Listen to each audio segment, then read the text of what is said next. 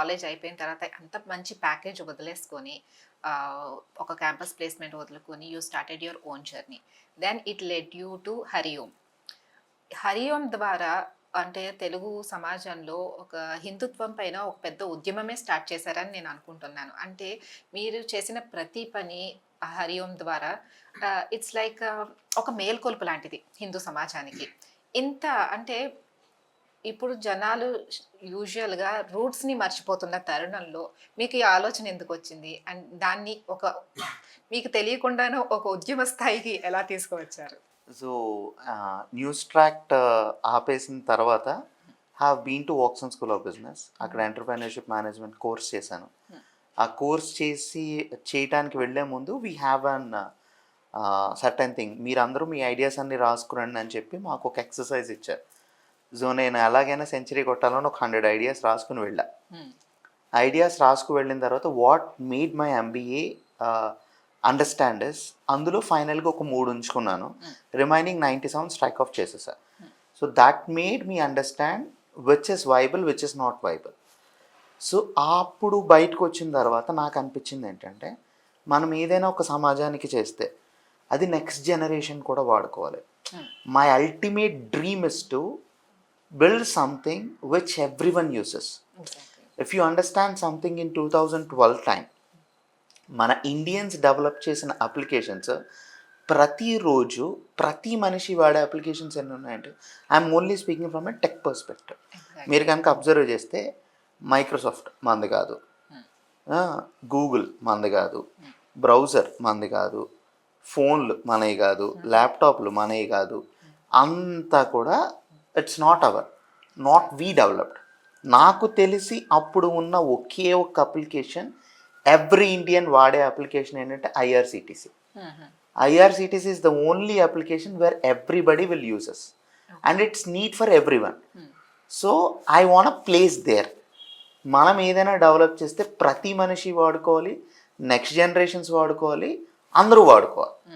ఏం చేయాలని ఆలోచిస్తే then I have been to different ideas.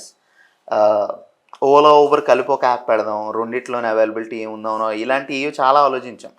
Then finally I landed మన ఇండియన్ ట్రెడిషన్స్, అసలు మన భారతదేశానికి ఉన్నది ఏంటి, మన సంస్కృతి సాంప్రదాయాలకి చాలా విశిష్టత ప్రాముఖ్యత ఉంది. కానీ దీని గురించి నెక్స్ట్ జనరేషన్కి తెలుసా, నాకెంతవరకు తెలుసు, అసలు ఏదైనా ఎన్నిట్లో ఒక పోర్టల్ ఉందా లేదా అని ఆలోచించాం. సో 2015 నేను గ్రాడ్యుయేట్ అయ్యి బయటకు వచ్చేసిన తర్వాత, ఎంటర్‌ప్రెన్యూర్‌షిప్ మేనేజ్మెంట్ కోర్స్ కంప్లీట్ అయిన తర్వాత మార్కెట్లో అయితే ఏ పోర్టల్స్ లేవు. దెన్ ఐ స్టార్టెడ్ సంథింగ్, ఏదైనా ఈ డొమైన్లో స్టార్ట్ చేద్దామని ఒక ఆలోచన వచ్చింది. So then I started Hariom. దీనికి కూడా మా గ్రాండ్ ఫాదర్ వీళ్ళు ఏంటంటే లాస్ట్ 40 years నుంచి ఈజ్ ఇంటూ స్పిరిచువాలిటీ.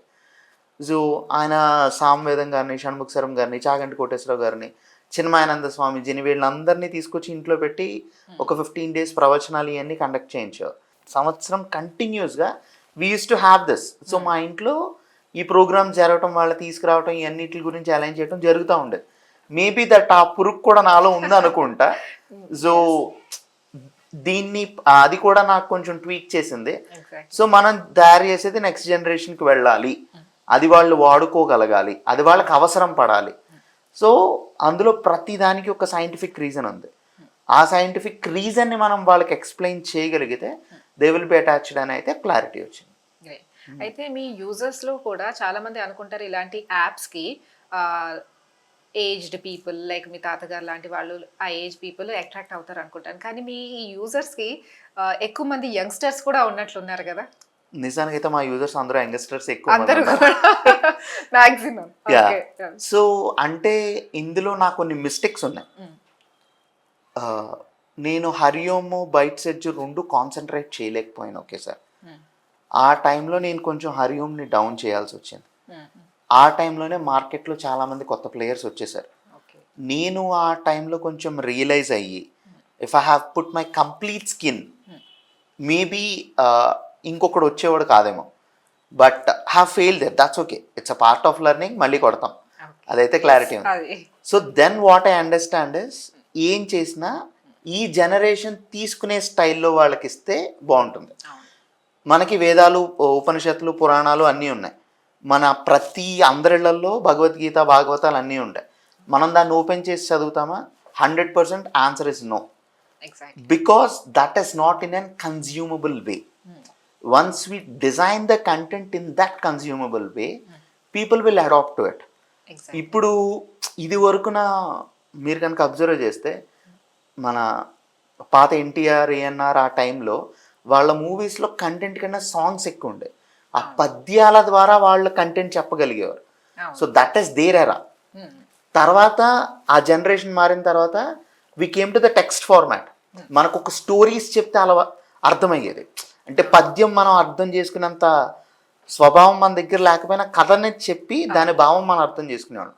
ఇప్పుడు Gen Z batch meme batch. So వాళ్ళకి మీమ్స్ రూపంలో చెప్పాలి. What ever we want to deliver thanks to the YouTube and Instagram, we need to deliver them in 3 seconds of time. The attention span loses post 3 seconds. ఆ reel మనం పైకి swipe చేసినా, post మనం పైకి swipe చేసినా 3 secondsలో వాడి attention grab చేయాలి. So అది గ్రాప్ చేయాలి, జెన్జీకి చెప్పాలి. దట్టు చెప్పాల్సిన కంటెంట్ అంటే స్పిరిచువల్ కంటెంట్. దిస్ ఇస్ అంటే 2 ఎక్స్ట్రీమ్ ఎండ్స్ ని మీరు ఇక్కడ క్లబ్ చేయాలని ట్రై చేస్తున్నారు. అంటే how did you do that? అంటే ఆ క్లబ్ కూడా చేశారు, దాంట్లో విజయం కూడా సాధించారు మీరు. దీనికి మా టీమే ఆలోచన నాది. ఆలోచన నాదైనా ఆలోచన వచ్చినోడు ఎప్పుడు గొప్పడు కదా, ఇంప్లిమెంట్ చేసినోడే గొప్పడు. సో మా టీమే కంప్లీట్గా ఇలా చేస్తే బాగుంటుందని we discussed and they implemented it. So that is the reason we grew from 15K followers to 150K followers. Great. So ఇది వెళ్ళటానికి ఏంటంటే దెన్ మాకు అర్థమైంది ఏంటంటే వాడు కన్జ్యూమ్ చేయాల్సిన రూపంలో మనం కంటెంట్ ఇస్తే వాడు చూస్తాడు. కానీ నేను ఒక 25 పేజీల పురాణం ఇస్తాడు చదవడం నాకైతే క్లారిటీ వచ్చింది. Exactly. So that's how we are bringing them to the platform and getting adapted to it. Great అండి. అయితే ఇది ఒక మహాయజ్ఞం అని చెప్పుకోవచ్చు మీరు స్టార్ట్ చేసింది ఏదైతే ఉందో. అంటే స్పిరిచువాలిటీ నుంచి, మన భారత్ అంటేనే స్పిరిచువాలిటీకి పెట్టింది పేరు. ఆ స్పిరిచువాలిటీకి దూరం అయిపోతున్నారంటే మన రూట్స్ని మనం కించపరచుకోవడం, అవమానపరచుకోవడం మాత్రమే. సో మీరు ఇక్కడ ఇది హరిఓం ద్వారా అంటే మీకు టెక్నాలజీని తీసుకువచ్చి ఒక స్పిరిచువాలిటీతో క్లబ్ చేసి దాన్ని ఒక మహాయజ్ఞంగా నేను దాన్ని చూస్తున్నాను. ఇప్పుడు you are reaching many people out there. అయితే దీంట్లో ఛాలెంజెస్ కూడా లేకపోలేదు. What kind of challenges you have faced so far and వాటిని ఎలా అధిగమించారు? 2015లో హరిఓం ఆలోచన వచ్చి స్టార్ట్ చేశాము. So already news tract experience ఉండటం వల్ల అప్పటికి కొంచెం మాకు పేజ్ ఉంది. ఆ పేజ్లో we gave our number and started grabbing the content, contacts అన్నీ బిల్డ్ చేసుకుంటూ వచ్చాం. సో ద ఫస్ట్ ఏంటంటే టెక్నాలజీ డెవలప్ చేసినప్పుడు ఇనీషియల్ స్టేజెస్లో Facebook use to give account kit. Account kit రావడం వల్ల ఓటీపీస్ ఆర్ ఫ్రీ.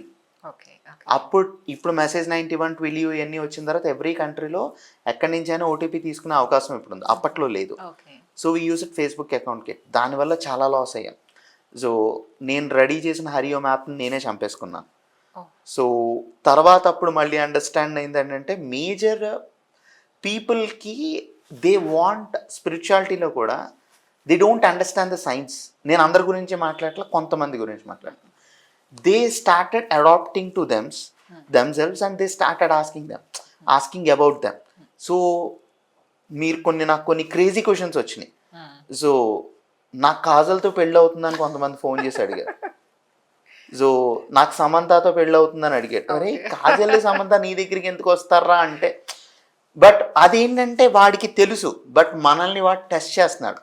సో నా ప్లాట్ఫామ్ ఎంతవరకు పని అవుతుందో లేదో, నేను ఈ రకంగా వాడికి ఆన్సర్ చేయటానికి వాళ్ళు టెస్ట్ చేస్తున్నారు.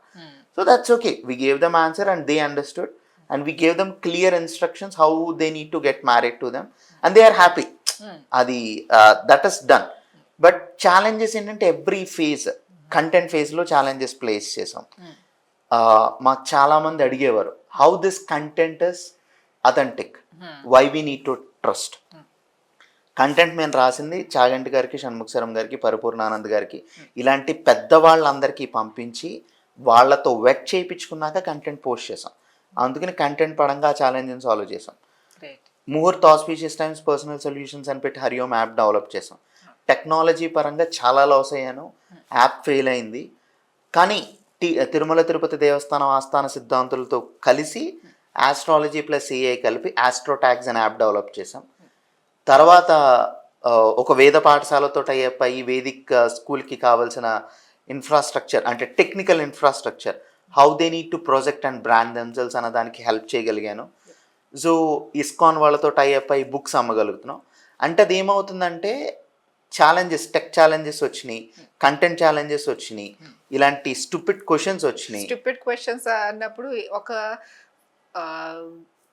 వియర్డెస్ట్ ఇన్సిడెంట్ కూడా జరిగిందని విన్నాం. Like somebody threatened that he is going to kill himself అని Yes. కూడా.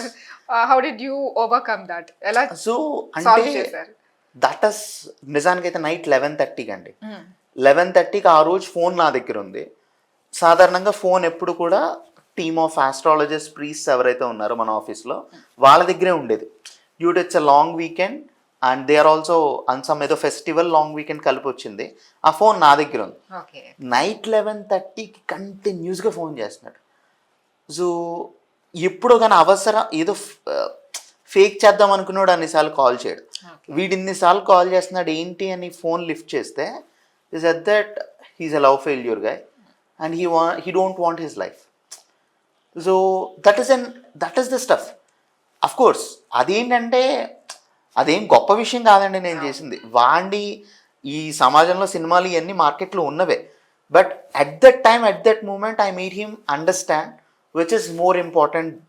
వాడికి ఆ అమ్మాయి ఇంపార్టెంటా, వాడి ఫ్యామిలీ ఇంపార్టెంటా, వాడి కెరియర్ ఇంపార్టెంటా, నువ్వు ఆలోచించుకో.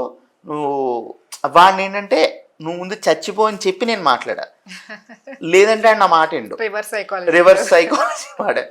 సో ఇలా కొన్ని కేసెస్ ఉన్నాయి.